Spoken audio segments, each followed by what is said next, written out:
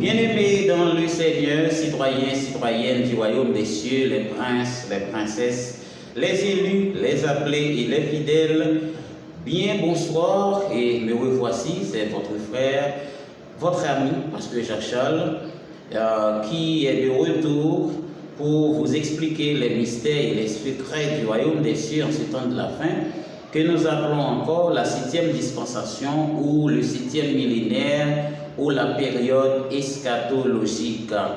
Bienvenue à tous ceux qui nous ont rejoints cette semaine et nous vous accueillons très chaleureusement sur TV du Royaume des Cieux, espérant que ce travail se fera de concert entre vous et moi en partageant nos vidéos à tous nos bien-aimés frères et sœurs à travers le monde afin d'accomplir cette prophétie de la part de notre Seigneur Jésus-Christ au Matthieu chapitre 24 et qui stipule ceci, que cette bonne nouvelle du royaume des cieux soit prêchée dans le monde entier pour servir de témoignage à toutes les nations, et c'est alors que viendra la fin. Alors bien entendu, pendant cette période, on parle des mystères de la fin des temps, comme par exemple la guerre entre Israël et le Hamas, et ensuite des prophéties sur la Russie que nous trouvons dans les livres de Daniel avec Luce. Donc nous pouvons vous dire clairement que nous nous approchons vers la fin des temps. Et ce n'est plus le moment pour sommeiller, ce n'est plus le moment de dormir à la manière des disciples dans le jardin de Gethsémani. Réveillez-vous, réveillez-vous, réveillez-vous, mes frères et sœurs, mes amis dans le Seigneur. Et aujourd'hui, nous allons jeter un coup d'œil dans la parole de Dieu, plus particulièrement en ce qui concerne les élus de Dieu. Comme je l'ai déjà mentionné, le combat final que nous appelons encore le combat de la fin des temps est réservé aux élus de Dieu. Dans l'étude antérieure, je crois bien sûr qu'on a parlé beaucoup à propos de la façon dont Dieu procède lui-même pour faire choix des élus ou bien de ses élus. Donc, dans un premier temps, on a vu qu'il doit y avoir une annonce de la naissance de l'élu, dans un premier temps, accompagné du nom par lequel il se fera nommer, parce que nous disons clairement que le nom de l'élu, c'est ce qui porte son destin. C'est-à-dire, quelqu'un qui porte un nom, ce n'est pas par hasard, donc c'est-à-dire le destin de la personne se trouve dans son nom. Donc nous avons vu le cas de Jean-Baptiste et le cas de notre Seigneur Jésus-Christ, qui était annoncé par l'ange ou bien l'archange Gabriel. Alors mes frères et sœurs, nous avons considéré l'exemple de Samson aussi, le fils de Manoach, et il y avait aussi Isaac lors de la visite de la Trinité à Abraham, où le Seigneur lui a promis un fils qu'il allait appeler Isaac, et le nom d'Isaac qui signifie riz. Donc, mes frères et sœurs, mes amis dans le Seigneur, la première façon que Dieu possède pour faire choix d'un élu, c'est d'abord l'annoncer. C'est-à-dire annoncer l'avenir de la personne dans le monde, accompagné du nom par lequel il se fera nommer. Ça, c'est la première façon dont Dieu utilise pour établir ou bien pour sélectionner quelqu'un comme élu. Deuxièmement, un élu de Dieu peut aussi être considéré comme quelqu'un qui est changé de nom, c'est-à-dire passer d'un nom à un autre. Si nous considérons le cas d'Abraham, Alors, le nom d'Abraham, c'est après, c'est par le changement de Dieu, mais le nom était bien avant Abraham. Ce n'était pas Abraham, c'est Abraham. Donc, au moment où Abraham avait signé l'alliance avec le Seigneur, pour qu'il soit l'élu de Dieu et celui par lequel Dieu devrait préparer la route pour l'avenir de notre Seigneur Jésus-Christ, eh bien, le nom d'Abraham fut changé en Abraham. Nous avons trouvé ce texte dans Genèse chapitre 17 et le verset 1 à 8. Lorsqu'Abraham fut âgé de 99 ans, l'Éternel apparut à Abraham et lui dit: Je suis le Dieu Tout-Puissant, marche devant ma face et sois intègre.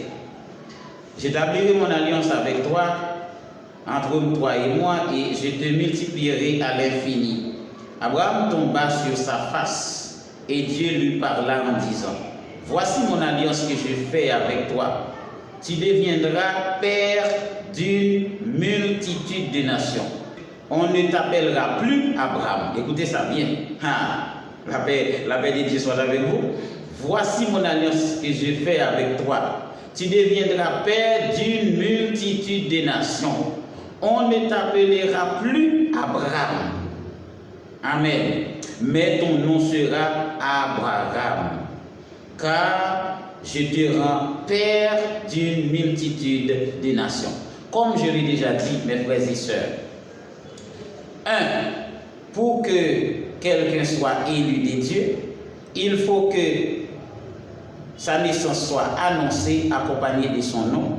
Deuxièmement, Dieu peut changer le nom de la personne pour attribuer ou bien afin d'attribuer sa mission avec les noms par lesquels il se fera nommer.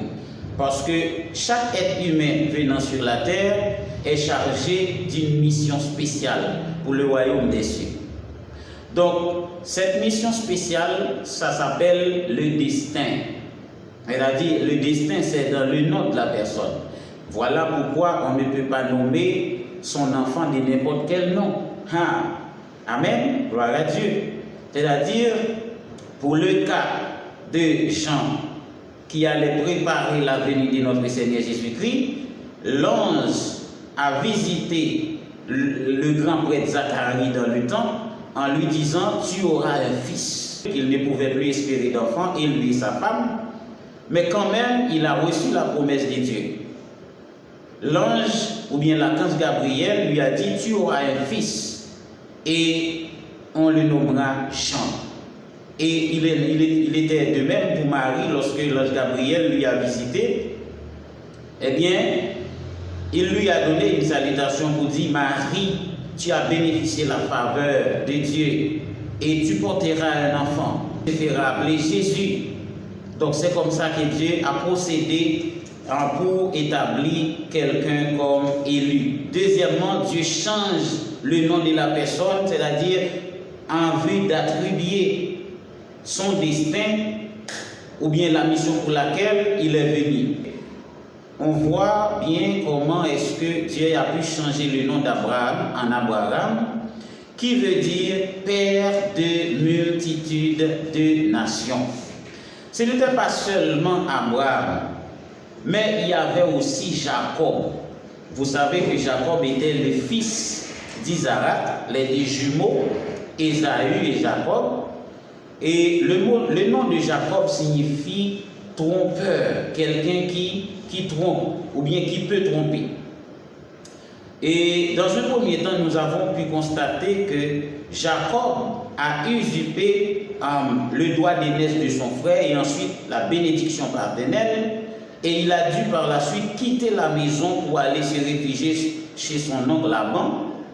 Et en dépit des richesses qu'il avait acquises, donc Jacob n'était pas béni jusque-là. Et c'est alors, lors de son retour, il a combattu contre un ange pendant la nuit, et ainsi, à l'aube du matin, Jacob n'avait pas voulu laisser partir l'ange. Et l'ange lui a dit: laissez-moi partir. Et c'est alors, Jacob lui a demandé de le bénir. Et l'ange lui a dit: c'est quoi ton nom? Jacob lui a répondu, mon nom c'est Jacob. Et l'ange lui dit, tu ne seras plus appelé Jacob, mais ton nom sera Israël. Elle a dit, c'est lui qui combat contre Dieu et qui remporte la victoire. Donc c'est pourquoi dans mes études aussi, je vous ai mis en garde contre toute attaque vis-à-vis de la nation de Dieu qui est Israël. Donc celui qui attaque Israël attaque directement le Seigneur et le Seigneur combattra contre lui.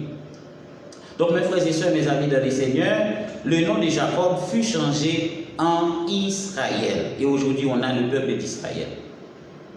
Pas seulement ça, si nous lisons dans Genèse chapitre 32, le verset 25 à 29, nous allons trouver l'histoire de Jacob et la rencontre qu'il a eue avec l'ange de Dieu.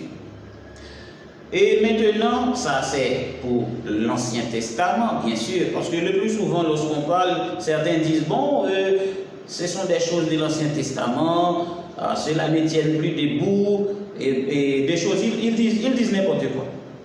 Mais maintenant, regardez dans le Nouveau Testament, même pour l'arrivée, pour la naissance de Jésus-Christ, pour la naissance de Jean-Baptiste. Et maintenant, nous allons passer à une autre phase, qui est la deuxième façon dont Dieu procède pour choisir ses élus. Regardez l'histoire de Pierre. Alors Pierre ne s'appelait pas vraiment Pierre avant. Son nom était Simon. Mais au moment où il a rencontré Jésus et il se faisait son disciple, Jésus a changé son nom en Pierre. Mais vous vous demandez pourquoi est-ce que Jésus lui a donné ce nom? C'est parce qu'il était élu pour la loi. Parce que la pierre, c'est le symbole de la loi à cause de sa dureté. Ok? La paix de Dieu soit avec vous. Et maintenant, lorsque nous considérons l'histoire de Saul aussi, dans Actes des Apôtres, au chapitre 9, les versets 10 à 18, tout le monde connaît parfaitement bien qui était Saul. C'était un pharisien, un directeur de la loi et quelqu'un qui brutalisait les chrétiens à l'époque en pensant qu'il faisait le travail de Dieu. Il a même participé dans le maître d'Étienne. Donc, il était sur la route de Damas pour aller persécuter les chrétiens. Vous connaissez l'histoire aussi bien que moi, ce n'est pas l'histoire que je raconte moi, mais je vous explique les mystères et les secrets du royaume des cieux. Alors, Saul a été touché, a été frappé par la puissance de Dieu sur la route de Damas. Et c'est alors que, après quoi, le Seigneur a changé son nom en Paul. Et le mot Paul, ça signifie petit. Vous savez quoi? Pierre était élu pour la loi. Et l'apôtre Paul était élu pour la grâce. Donc c'est pourquoi vous voyez que les œuvres de l'apôtre Paul sont plus grandes que les autres disciples. C'est parce qu'on n'a pas voulu accepter la prédication de Jésus-Christ, la prédication de l'apôtre Paul.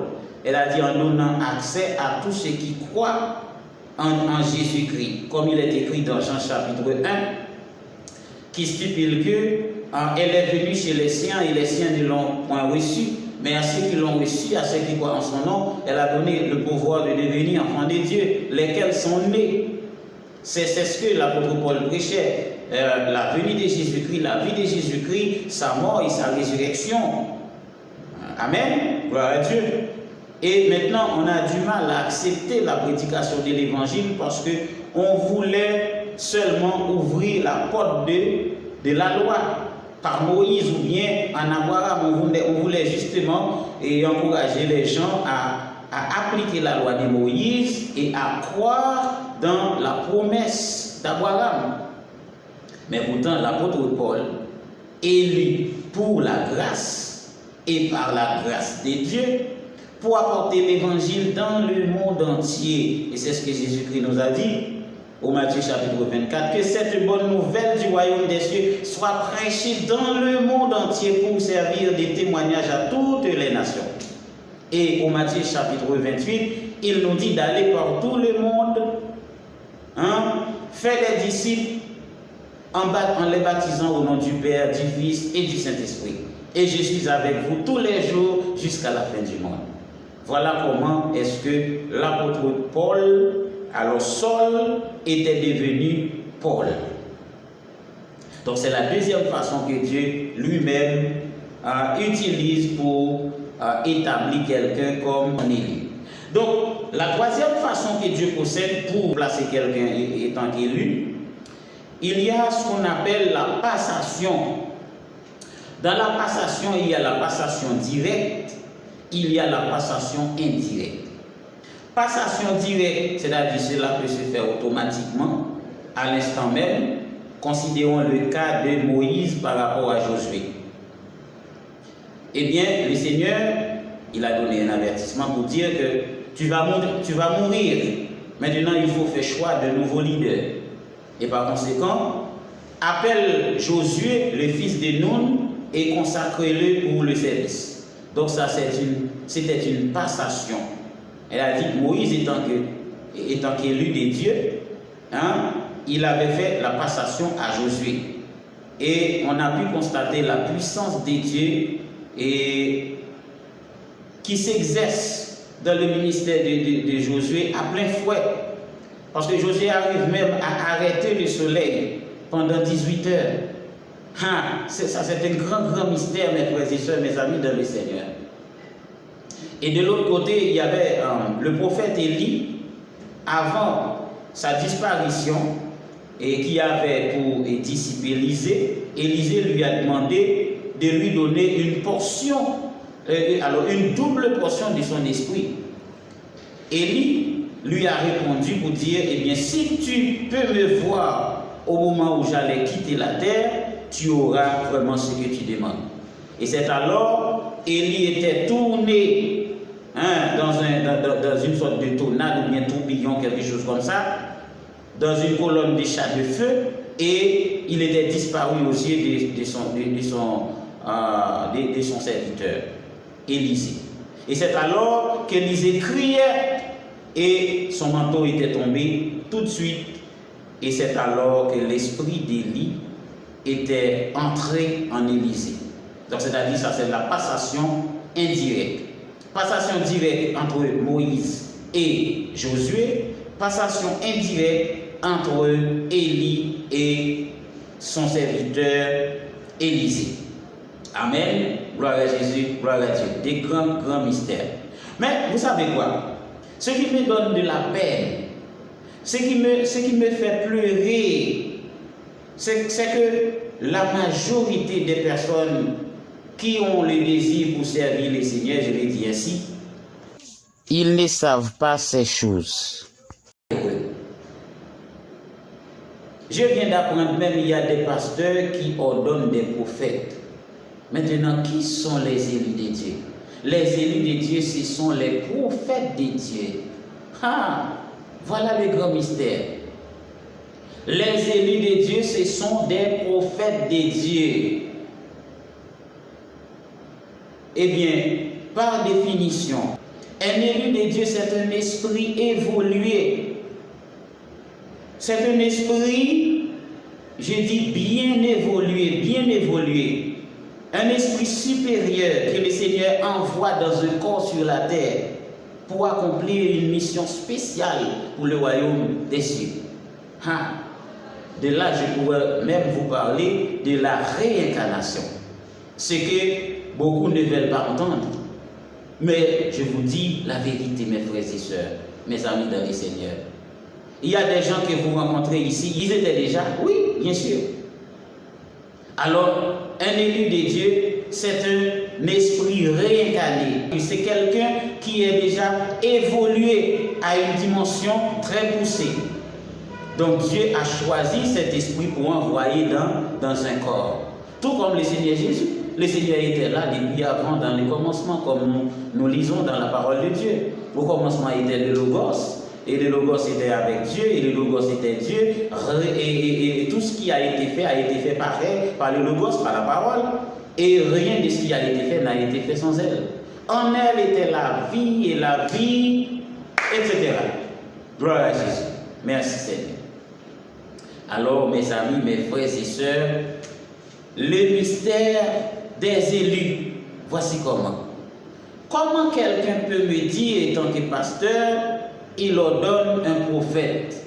Désolé, vous, pasteurs, qui ordonnez les prophètes. Si vous ordonnez des prophètes, vous ordonnez des faux prophètes, mais pas des vrais prophètes, parce que le vrai prophète n'est pas ordonné. Il n'est pas ordonné. C'est Dieu qui oint son serviteur et qui l'envoie ici. Bon, d'ailleurs, le prophète porte plus d'onction que le pasteur.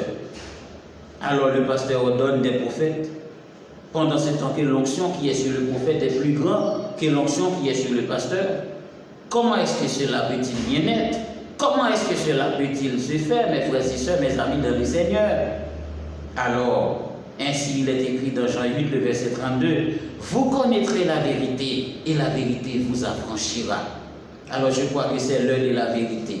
Puisque nous sommes à la fin des temps, le Seigneur vous a révélé ces choses afin que vos yeux s'ouvrent.